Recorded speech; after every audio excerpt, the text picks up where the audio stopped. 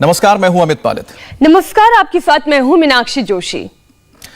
हुए नामवर बेनिशा कैसे कैसे, जमी खा गई आसमां कैसे कैसे।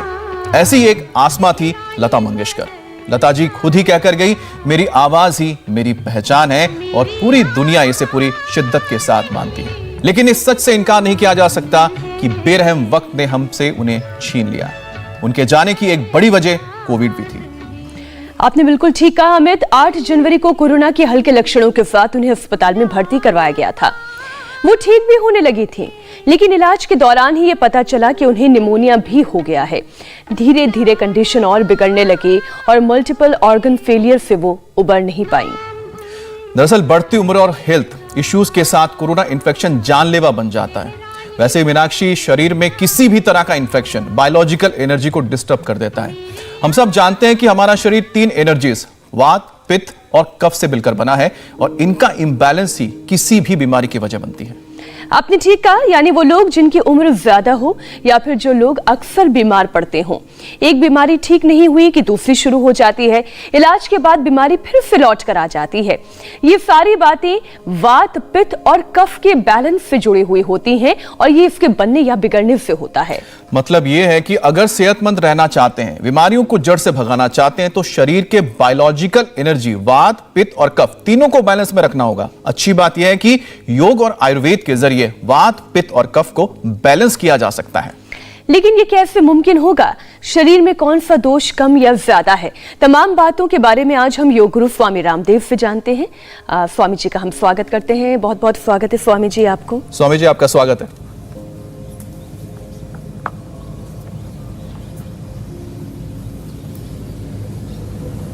बहुत बहुत प्रणाम आपको भी। और आज हम जो स्वर और हमारी सनातन संस्कृति और सात्विकता का सुर ताल के साथ उनके जीवन में एक दिव्यता का बहुत बड़ा संगम था, ऐसी श्रद्धामयी लता दीदी की दिवंगत आत्मा की शांति के लिए, उनकी भगवत शरणागति आत्मा के मोक्ष के लिए हम ओम त्र्यंबकम यजामहे सुगंधिम पुष्टिवर्धनम उर्वारुकमिव बंधनान् मृत्योर्मुक्षीयमामृतात् स्वाहा। ओम पूर्णमदाः पूर्णमिदं पूर्णात् पूर्णमुदच्यते पूर्णस्य पूर्णमादाय पूर्णमेवावशिष्यते स्वाहा। उन्होंने जीवन की पूर्णता को प्राप्त किया। उनका जीना और जाना दोनों गौरवपूर्ण थे। और जैसे मैं बार बार एक शब्द बोलता हूँ ना, पराकाष्ठा। उनमें सुरों की पराकाष्ठा, दिव्यता की पराकाष्ठा, माने प्रभु भक्ति से लेकर के राष्ट्र भक्ति की पराकाष्ठा, ऐसी दिव्यताओं का संगम। दीदी को प्रणाम करते हुए आज के सत्र का आरंभ हम नाड़ी परीक्षण से कर रहे हैं। और नाड़ी परीक्षण में अब जैसे ये बहन हमारी, क्या नाम है, मंजुला। अब इसने तो काफ़ी कष्टों को झेला है। पहली अंगुली के ऊपर ये लगभग 1 अंगुल यहाँ से छोड़ करके, जहाँ इन्होंने ये जोड़ा पहन रखा है, ये भी हमारी नाड़ियों का बैलेंस करता है और इनफर्टिलिटी से हमें बचाता है। 1 अंगुल जगह छोड़ करके ये पहली अंगुली से वात दोष का पता लगता है। पहली अंगुली के नीचे जब तेज धड़कन होती है तो समझना वात दोष बढ़ा हुआ है। दूसरी नाड़ी के नीचे जब धड़कन बढ़ती है तो समझ लेना पित्त दोष बढ़ा हुआ है। और तीसरी इस अंगुली के नीचे धड़कन तेज होती है तो समझ लेना कफ दोष बढ़ा हुआ है। अब इसकी पहली नाड़ी भी धड़क रही है तो इसको वात रोग भी है। कहाँ दर्द था? कमर में बहुत ज्यादा दर्द था। कमर में दर्द है तो ये वात के कारण से था।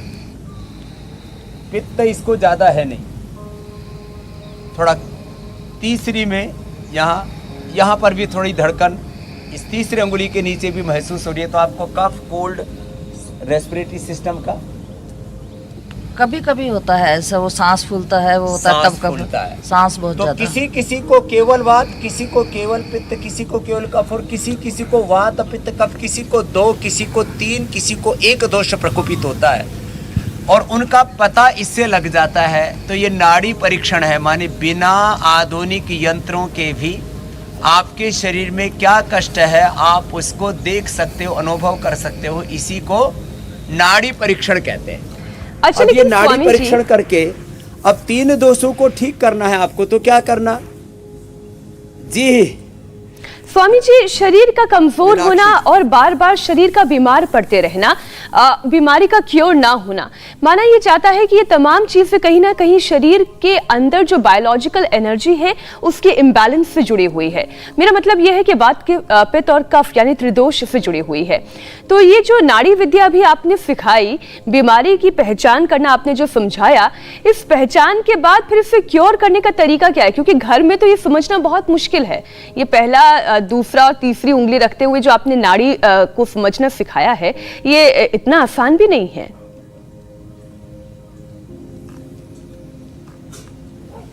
तो देखो, बाएं से पित्त का बैलेंस होता है, दाएं से कफ का बैलेंस होता है। जब पित्त और कफ का बैलेंस होगा तो तीसरी सुषुम्ना नाड़ी है, उससे वात का बैलेंस होगा, प्राण का संतुलन होगा। वो तो पित्त, कफ और वात, ईड़ा, पिंगला, सुषुम्ना के संतुलन से होगी। इसलिए अनुलोम विलोम से आज की शुरुआत कर रहे हैं। तो ये अनुलोम विलोम प्राणायाम, ये जो मेरे बाएं तरफ भी बैठे हुए सब साधक भाई बहन भी कर रहे हैं, और इसके साथ साथ कुछ औषधियों के भी बारे में आज हम बात करेंगे। और ये सब करते करते कुछ, जैसे अनुलोम विलोम ये त्रिदोष नाशक है, ऐसे ही भस्त्रिका प्राणायाम ये कफ नाशक है। सब भस्त्रिका करेंगे, देखो ऐसे,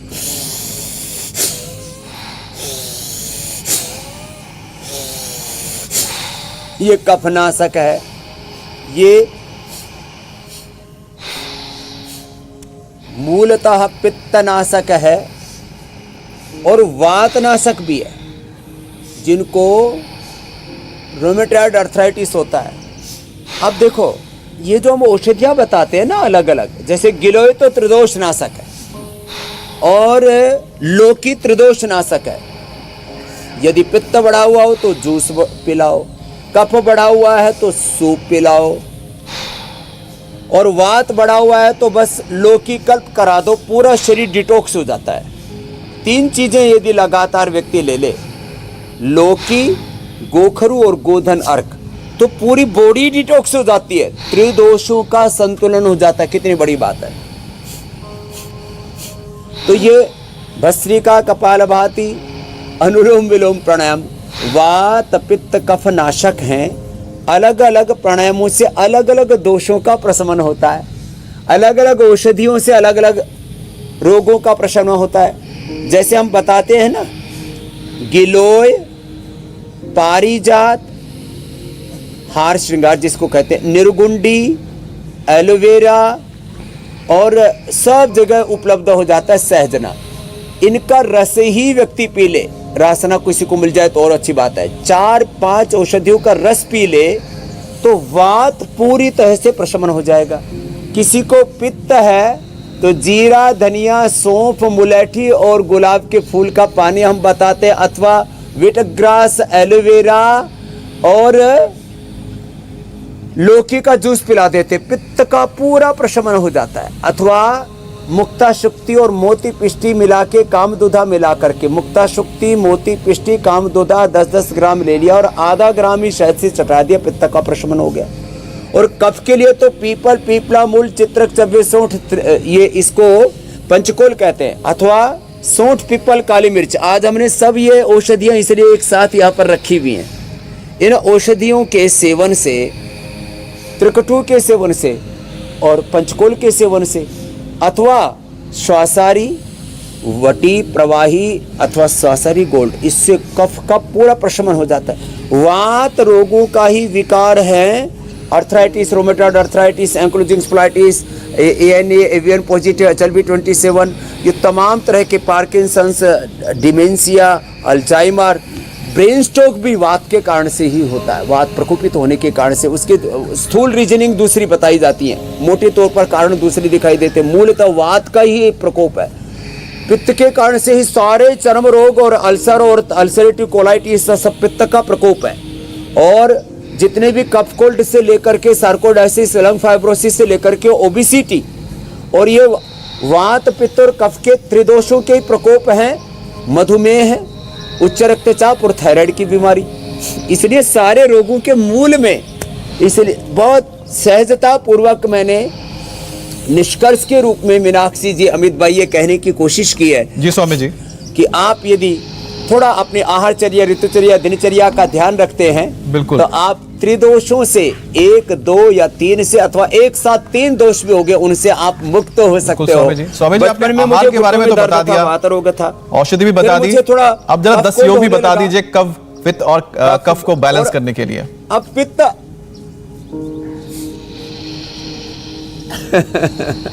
अब चलो, ये तो प्राणायाम बताया जी। अब किसी को वात रोग है तो वात रोगों के लिए, फिर पित्त रोगों के लिए, कफ रोगों के लिए योगाभ्यास भी बता देते हैं। इसके साथ कुछ प्राकृतिक उपचार, नेचुरोपैथी के कुछ साधन बता देते हैं। अब देखो, ये जो सूक्ष्म व्यायाम कराते हैं 100 बार ऐसे, अब ये जोड़ों में कितना ही भयंकर दर्द हो, मैंने कहा ना, ये एलोवेरा,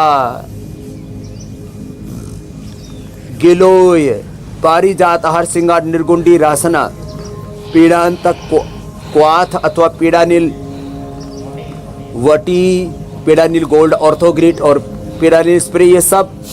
और इसमें लहसुन भी बड़ा जबरदस्त होता है, हल्दी, मेथी, सूंठ का उपयोग भी बड़ा जबरदस्त होता है। ऐसे ये सूक्ष्म व्यायाम करें, और जो ठंडी चीजें हैं, खट्टी चीजें हैं, और पचने में जो भारी चीजें हैं उनका सेवन ना करें।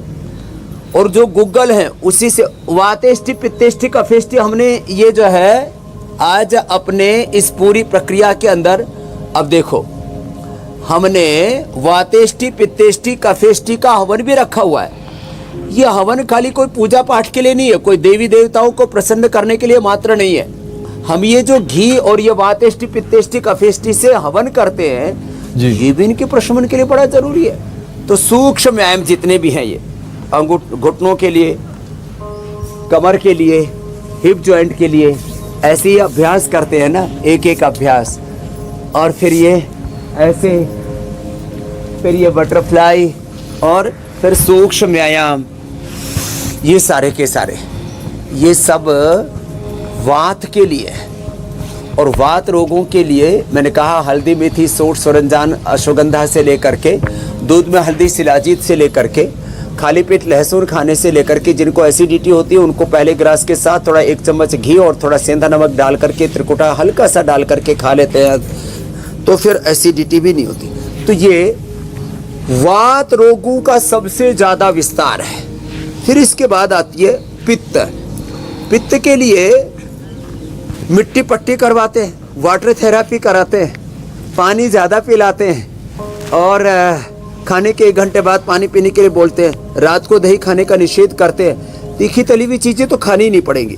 हमको ऐसा लगता है सामान्य लोगों को वात माने जोड़ों में दर्द, पित्त माने एसिडिटी, कफ माने बलगम।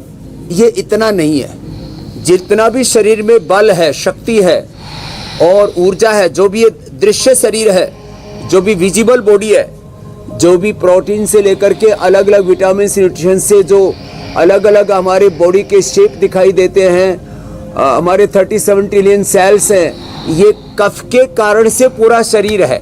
वो ज़्यादा बढ़ जाए तो मोटापा बढ़ जाता है, ज़्यादा बढ़ जाए तो फिर और बहुत तरह के शरीर में गांठें बनने लगती है, कैंसर जैसा रोग हो जाता है। तो कफ माने शरीर की जो बल है वो कफ है। शरीर के अंदर जो अग्नि है, ऊर्जा है, जो ताकत है जो दिखती नहीं, इनविजिबल जो पावर है, वो पित्त है।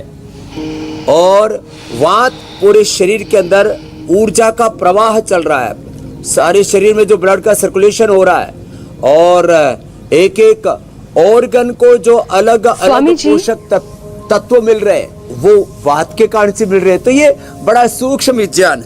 तो खैर मैं ये आपको पूछ रही थी बताना स्वामी चाह जी, रहा क्योंकि था, आपने वात का ये जिक्र कर ही दिया वात है। पित्त कफ को जिसने समझ लिया वो अपनी आहारचर्या, ऋतुचर्या, दिनचर्या, जीवनचर्या को ठीक करके सब रोगों से मुक्त हो सकता है। जी मीनाक्षी जी। मैं ये कह रही थी कि स्वामी जी आपने चूंकि वात का जिक्र कर दिया और आपने कहा कि एक ऊर्जा है जो पूरे शरीर में विचरण करती है, तो ये वात का जो इम्बैलेंस है, सबसे पहले हम उसी को पूरी तरह से जड़ से खत्म करने के लिए आपसे उपाय जानना चाहते हैं कि लोग सबसे पहले पहचाने कैसे कि उनके शरीर में वात दोष बढ़ गया है या इसका इम्बैलेंस हो गया है।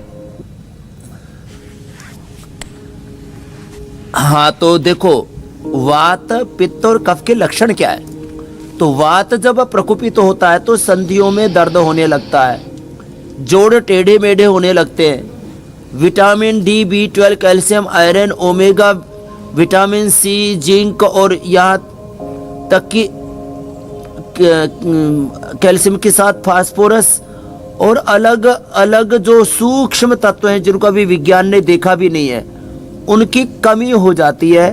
तो जोड़ों में दर्द हाथ पैर की अंगुलियों से शुरू होता है ज़्यादातर, और फिर किसी किसी के पेट में भी ज़्यादा गैस बनने लगती है, तो विंड बहुत ज़्यादा आने लगता है, ऊपर से या नीचे से वायु पास होने लगता है, वो भी उसका एक लक्षण है। और वात दोष जब ज़्यादा बढ़ जाता है तो किसी किसी का शरीर बहुत दुबला पड़ जाता है, सपने बहुत अधिक आते हैं और मन बहुत चंचल रहता है, अशांत रहता है, तो समझ लो कि वात दोष बढ़ गया है। फिर ये अलग अलग लक्षण है जो फाइब्रोमाइल्जिया से लेकर के arthritis, rheumatoid arthritis, ankylosing spondylitis, ANA, एवियन आदि, जो हम ESR, यूरिक एसिड आदि चेक कराते हैं, जब इनसे पता लगता है कि किसी का ESR बढ़ गया, किसी का RA बढ़ गया, किसी का CRP बढ़ गया, किसी को ASO आदि पॉजिटिव हो गया, ये तो बहुत स्थूल लक्षण है। तो सूक्ष्म रूप से जब ये ब्लड का सर्कुलेशन बाधित होगा, ऊर्जा का प्रवाह बाधित होगा, तो कुछ तो ये जो पेन मार्कर्स बढ़ते हैं ये सारे वात के कारण है। तो वात, और इसमें नाड़ीगत वात पूरे शरीर में जब होता है तो जो है उससे तो पूरे शरीर में झंझनाहट होने लगती है, पूरे शरीर में कंपन होने लगता है, तो न्यूरोपैथी होने लगती है। उसके लिए फिर 1-1 घंटा अनुलोम विलोम करना पड़ता है और इम्यूनोग्रिट और जो है न्यूरोग्रिट आदि हमें देना पड़ता है, वो एक अलग बात है। मंडूकासन, शशकासन करने से या योग मुद्रासन करने से और खास करके कपालभाति अनुलोम विलोम करने से इसका प्रशमन हो जाता है। सर्वाधिक जो दिक्कत होती है शरीर में वो ये वात के कारण से होती है। तो वात का स्थान पूरा शरीर है, कफ और पित्त का स्थान यद्यपि लिमिटेड है, इसलिए सर्वाधिक रोग वात वृद्धि के कारण से होते हैं। मीनाक्षी जी, अमित भाई। जी स्वामी जी। स्वामी जी, जिस तरह से आपने बताया कि वात किस वजह से होता है और उसको कैसे रोका जा सकता है, वैसे ही कफ दोष अगर लोग हो जाते हैं, किसी को शिकार हो जाते हैं कफ के, तो उनके लिए क्या उपाय है, कैसे पहचाने?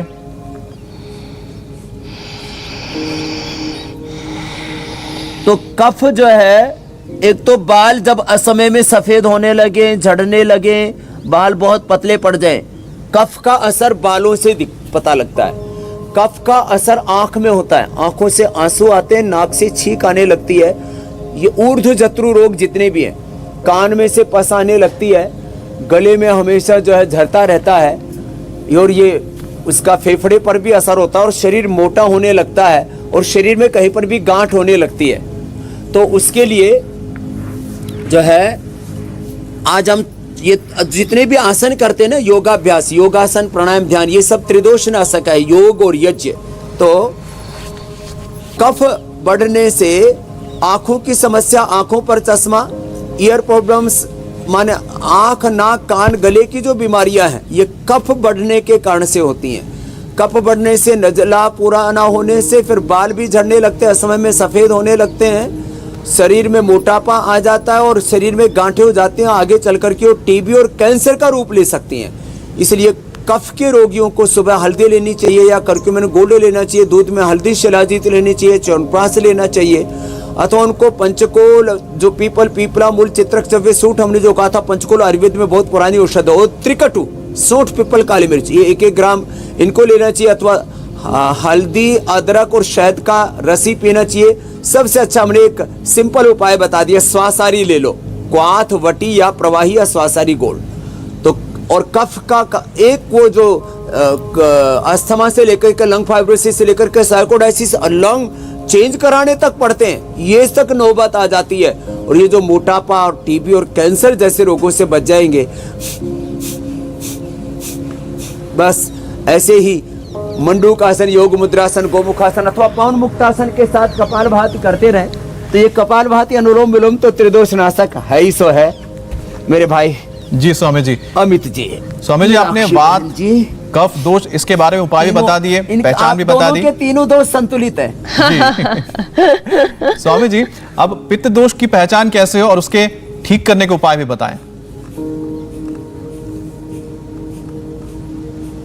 पित्त वालों को गुस्सा बहुत आता है। अच्छा। किसी के पति को, किसी की पत्नी को, किसी के बच्चों को गुस्सा है तो समझ लेना पित्त बढ़ा हुआ है। तो उनको थोड़ा गाय का घी खिलाओ, गाय का दूध पिलाओ। भैंस का दूध पीने से गुस्सा बढ़ता है, महिषासुर हो जाता है। तो जिनको गुस्सा बहुत आता है, जिनका बीपी बहुत हाई रहता है, उनका पित्त बढ़ा हुआ है। जिनको अलग अलग दांत खाज खुजली होती रहती है, उनका पित्त बढ़ा हुआ है। जिनको हाइपर एसिडिटी रहती है और हाइपरटेंशन रहता है, जिनको कोलाइटिस रहता है, उनका पित्त बढ़ा हुआ है। तो इसके लिए क्या करें? ये पवन मुक्तासन करें एक तो, फिर ये उत्तान पादासन, नौकासन आदि, ये बहुत जरूरी है। फिर अब देखो चर्म रोग हो गए तो गिलोय नीम और कायाकल्प देते हैं, गोधन अर्क पिलाते हैं। अथवा सामान्य चर्म रोग होने पर डर्माग्रिट, सोराइसिस होने पर सोरोग्रिट और सफेद दाग जो हो जाते हैं तो मिलेनोग्रिट देते हैं। अथवा शुद्ध बाकुची 1-1, 2-2 ग्राम पिलाते हैं। खदारारिष्ट, महामंजिष्ट, आरद्रिष्ट भी पिलाते हैं। ये पित्त का प्रकोप है ये जो जितने भी चर्म रोग हैं ये। फिर दूसरा बीपी बढ़ गया तो लौकी का जूस, लौकी का सूप या लौकी की सब्जी खिलाते हैं। मुक्तावटिया बीपी ग्रिट देते हैं। और यदि कोलाइटिस हो जाए तो अनार, बेल और पका हुआ केला, सेव आदि खिलाते हैं। कुटजारिष्ट, कुटज घनवटी, चित्रगादि वटी देते हैं। और खाली पेट शंख कबर्दक, मुक्ता शुक्ति 10-10 ग्राम और गंगाधर बिलवादी चूर्ण ये 50-50 ग्राम लेकर के खिला देते हैं। अभी तो हमने देखा है। और इससे पिंडलियां दबा देते हैं। ये जो पिंडलियां होती है ना, ये जो है ये दुखती है उनकी, जिनको ये पित्त बहुत बढ़ा हुआ होता है ना, चबक होती रहती है उनमें। विटामिन B12 और B कॉम्प्लेक्स की कमी भी इसमें कारण होती है। जो ज़्यादा मीठा खाते हैं वो भी एक कारण होता है। तो इन पिंडलियों को दबाने से भी पित्त का प्रशमन हो जाता है। मिट्टी पट्टी पेट पर रखते हैं अथवा मड थेरापी के साथ साथ वाटर थेरापी भी कराते हैं। उन लोगों को ज़्यादा देर तक स्नान करना चाहिए। हमने तो 2 मिनट से ज़्यादा कभी किया नहीं। फिर अब मुझे लगता है मेरे को भी ज़्यादा स्नान करना चाहिए। तो अभी मैं 10-10 मिनट नहाना शुरू करूंगा, क्योंकि मेरा भी कभी कभी पित्त बढ़ जाता है। गुस्सा तो नहीं बढ़ता, लेकिन शरीर में पित्त बढ़ने से फिर कोई, हाँ, दूध से, ठंडे दूध से पित्त का प्रशमन होता है। मैं दूध पीता रहूं तो कभी कोई एसिडिटी नहीं होती। मैंने कहा ना बचपन में वात, फिर कफ और फिर पित्त दोष। अभी तो मेरी जवानी चल रही है ना, तो जवानी में पित्त दोष बढ़ता है। हाँ, मेरी जवानी चलेगी 100 साल तक, उसके बाद मैं बुढ़ा हूँगा। कोशिश तो ये है कि उस समय भी ना हूँ। तो इंडिया टीवी पर ये प्रोग्राम आगे 50 साल तक चलने वाला है। बिल्कुल बिल्कुल स्वामी जी। और ये जो हमने योग के और शाम को तक समाचार, जी, आज की बात तक। जी बिल्कुल आप सही कह रहे हैं। और योग की अलख जो है हम आपके साथ मिलकर घर घर तक जो पहुंचाने की कोशिश कर रहे हैं, ये निरंतर प्रयास हमारा भी जारी रहेगा। स्वामी जी, हमने कई जगह ये पढ़ा है कि तांबे के बर्तन में पानी पीने के कारण शरीर में तीनों दोषों का बैलेंस हो जाता है। तो ये अलग अलग मेटल के बर्तन का कनेक्शन क्या है वात, पित्त और कफ के बैलेंस से ये कितना जुड़ा हुआ है, थोड़ा इसे भी समझाएं। चलो एक बात और बता देता हूँ। किसी किसी का पित्त दोष बढ़ने से आंखें भी एकदम लाल हो जाती हैं, आंखों पर भी इसका असर आता है, सिर में भी दर्द हो जाता है। तो उस समय एक काम कर लिया करें, पित्त दोष बढ़ जाए तो वमन कर ले, उल्टी कर ले, उससे पित्त और कफ दोनों ही ठीक होते हैं। और वात दोष बढ़ जाए तो बस्ती एनिमा जरूर कर लिया करें। अब आपने जो प्रश्न पूछा उसका भी उत्तर दे देता हूँ। और भस्त्रिका कपालभाति तो हम कंटिन्यू कर ही रहे हैं। ये तो रामबाण है। देखो, चांदी के पात्र में पानी पीने से पित्त का प्रशमन होता है। तांबे के पानी पीने से कफ का प्रशमन होता है। और स्वर्ण का सिक्का डाल दो तो वात का भी प्रशमन हो जाता है। मिट्टी के घड़े में पानी पीने से भी वात पित्त कफ का प्रशमन होता है। अलग अलग धातुओं का यदि समावेश हो जाए तो इसलिए कुछ लोग चांदी के पात्र में सोना का और तांबे का सिक्का डाल देते हैं, तो सोना चांदी तांबा तीनों का लाभ मिल गया। और मिट्टी का पात्र सबसे अच्छा है, मिट्टी का जो घड़ा है, बस इतना ही। ये तो सबसे इकोनॉमिकल भी है स्वामी जी। की प्रकृति रहती है, जिनको कफ बढ़ा हुआ होता, वात बढ़ा हुआ होता, उनको पानी थोड़ा गुनगुना पी लेना चाहिए।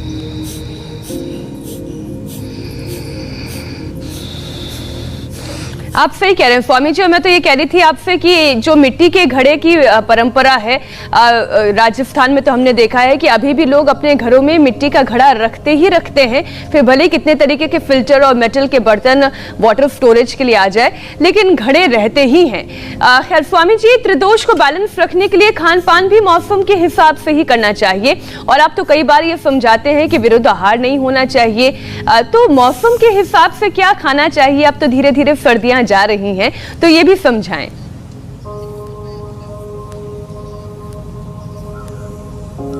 तो देखो, जब ऋतु परिवर्तन का काल होता है तो उस समय व्यक्ति को कम से कम सप्ताह में एक बार, जो कभी उपवास नहीं करते, तो जो ऋतु परिवर्तन का काल होता है तो कम से कम सप्ताह में एक दिन से लेकर के 3 दिन तक का, एक दोष पड़ा हो तो एक दिन, 2 दोष पड़े हो तो 2 दिन, 3 दोष पड़े हुए। यहाँ योग ग्राम हम सबका 3 दिन उपवास जरूर कराते हैं। तो उपवास करना चाहिए, उपवास से शरीर का शुद्धिकरण हो जाता है। फिर अलग अलग दोषों के हिसाब से वात रोगियों के लिए सर्वश्रेष्ठ है, वात रोगियों के लिए सर्वश्रेष्ठ है ये खजूर कल्प और द्राक्ष कल्प। और ये कफ रोगियों के लिए भी, जिनको बहुत अधिक शरीर में वात होता है तो सब चीज़ें बंद करा के उनको खजूर या द्राक्ष पर ही हम कल्प कराते हैं। और वात रोग हो तो एलोवेरा की सब्जी उनको खिलाते हैं।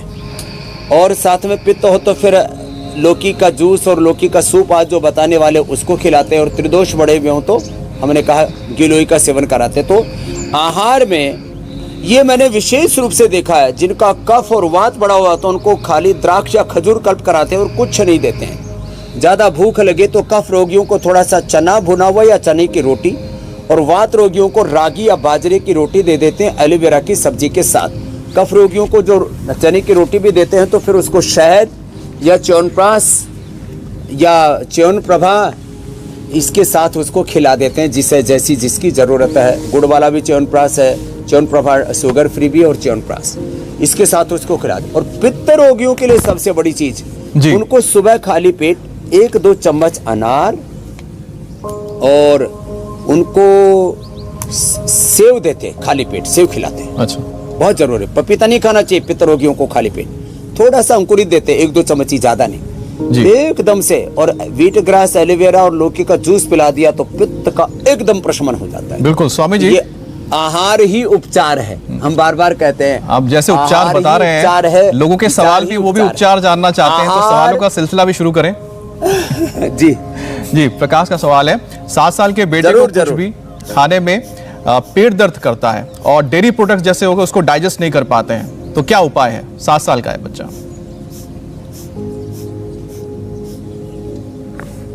तो देखो, ये लिवोग्रिट लिवामृत ये तो अप्रतिम औषधि है, और हमने सर्वकल्प भी बताया हुआ है। तो चाहे 7 साल का बच्चा हो या 60 साल का कोई बुजुर्ग हो, जिनको भी डाइजेशन की प्रॉब्लम है, जीरा, धनिया, मेथी, सौंफ, अजवाइन का पानी तो हमने बहुतों को बताया है, वो आज भी रखा हमने, ये पानी पिलाएं।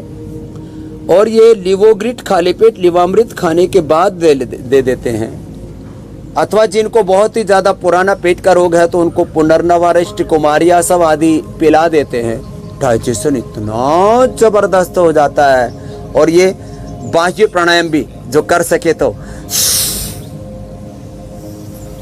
हमने तो फैटी लिवर ग्रेड 1, 2, 3, 4 और लिवर सिरोसिस, हेपेटाइटिस तक को ठीक किया। भूमि आंवला, पुनर्नवा, मकोई और शिवनाग की छाल का रस पी ले, तुम जैसे कहते हैं मृत प्राय आदमी भी जिंदा हो जाता है। अमित भाई, मीनाक्षी बहन, अगला सवाल चांदनी का है। चांदनी अपनी माँ के लिए सवाल पूछ रही हैं कि उनकी माँ के गॉल ब्लैडर में स्टोन हुआ है और इंसुलिन का इंजेक्शन भी उन्हें लगता है। तो स्वामी जी, इनके लिए क्या उपाय है? गॉल ब्लैडर में स्टोन तो है ही और दूसरा इंसुलिन भी लग रहा है। गाल स्टोन के लिए एक तो पत्थर चटा सुबह दोपहर शाम 3-3 खाएं। जो गोखरू और कुलथ 20-20 ग्राम लेकर के और 2 किलो पानी में पका लें, आधा किलो बच जाए तो थोड़ा थोड़ा करके 3-4 बार पी लें कपाल भाती करने से। और ये सब जो उपाय बताए आजकल हमने, उसके लिए लिथोम भी एक औषधि बना रखी है, उससे पूरी ये गाल स्टोन भी खत्म हो जाता है। और जिनको डायबिटीज है उनके लिए तो पवन मुक्तासन, योग मुद्रासन या मंडूकासन के साथ खाली पेट मधुनाशिनी खाने के बाद मधुग्रिट ले लें। तो चांदनी जी के प्रश्न से लेकर के ये सबके प्रश्नों का उत्तर है। जिनको टाइप 1 और 2 डायबिटीज है, इंसुलिन डिपेंडेंट हैं, उनकी इंसुलिन हमने बंद कर दी। और किसी को उठने का दूध मिल जाए, आजकल हमने योग ग्राम में भी उसका प्रबंध कर दिया है, वो और पी लें, या विजय सार का पानी पी लें, खीरा करेला टमाटर हमने बताया हुआ है। ये छोटे छोटे उपाय हैं जी। डायबिटीज कंट्रोल ही नहीं, क्योर हो जाती है और नॉन डायबिटिक हो जाते हैं। ये बड़ी बात है मीनाक्षी जी। जी स्वामी जी, अब जरा आखिरी पड़ाव की ओर चलते हैं, क्योंकि पाक शास्त्र आपने जो लगातार उपाय बताए आयुर्वेदिक, लेकिन अब ये बताइए कि जो वात पित्त इसके अलावा कफ है, ये जो त्रिदोष है, इसको बैलेंस करने के लिए आयुर्वेदिक उपाय, उसके नुस्खे और साथ ही खान पान के जरिए कैसे उसको बैलेंस किया जा सकता है?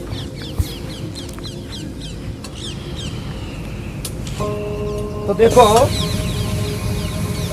एक बहुत अच्छा उपाय है कि आप लौकी का जूस पिए। और देखो, ये लौकी के जूस में यदि व्हीट ग्रास और एलोवेरा थोड़ा डाल देते हो ना, मैंने कहा तो रामबाण हो जाता है। इसमें थोड़ा सा धनिया और थोड़ा पुदीना डाल दो, और ज़्यादा कोई तकलीफ नहीं है तो थोड़ा सा आंवला या नींबू डाल दो। इतना स्वादिष्ट बन जाता है कि जो है लोग कहते ना एकदम चटाका मार के खाने लगेंगे, इतना जबरदस्त उसका लाभ है। और त्रिदोष सामक है ये गिलोय, इसका क्वाथ ये भी हम बना रहे हैं। और इसमें घी में थोड़ा सा डाल दिया जीरा और थोड़ी सी अजवाइन हम डालते हैं। ये अजवाइन भी पेट के लिए, डाइजेशन के लिए, पाचन तंत्र के लिए रामबाण है। गैस नहीं होने देती। और इसमें थोड़ा पतंजलि हींग भी डाल देते हैं, तो ये फिर डाइजेशन बहुत अच्छा हो जाता है। और फिर हमने लौकी का, चलो भाई इधर जूस भी शुरू करते हैं। आप तब तक कल का कार्यक्रम बताओ, मैं तैयार रहता हूं। बिल्कुल, आप ठीक कह रहे हैं। जूस एक तरफ बन रहा है, वात पित्त कफ को बैलेंस करने के लिए क्या क्या उपाय हैं वो आपको बता रहे हैं। वसंत ऋतु में अस्थमा से अगर सांसें फूल रही हैं, योग में एलर्जी का भी समाधान है। मौसम का आंख और नाक पर असर के आयुर्वेदिक उपाय से दूर होगा सिर दर्द। योग गुरु स्वामी रामदेव एलर्जी कंट्रोल करने की कल पूरी क्लास लगाएंगे।